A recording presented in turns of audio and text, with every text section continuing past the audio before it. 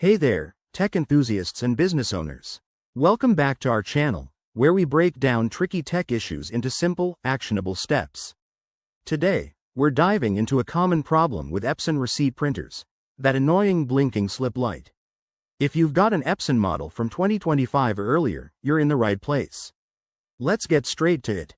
First off, what does the blinking slip light even mean? Typically, it's your printer's way of signaling an error, like a paper jam, low ink, or a connectivity issue. Don't worry. Most of these are easy fixes that you can handle at home or in your office without calling a professional. Let's start with the most common cause, a paper jam. Begin by turning off the printer and unplugging it for safety. Gently open the paper compartment and carefully remove any stuck paper. Make sure there are no tears or fragments left inside. Once that's clear, reload fresh paper, making sure it's aligned properly, and plug everything back in. Hit the power button and see if the light stops blinking. If that doesn't work, check for low ink or toner. Epson printers often blink when supplies are running low. Open your printer's settings on your computer or through the control panel and look for ink levels. If it's low, replace the cartridge following the manufacturer's instructions. Remember, using genuine Epson cartridges can prevent future issues. Another potential culprit is connectivity problems.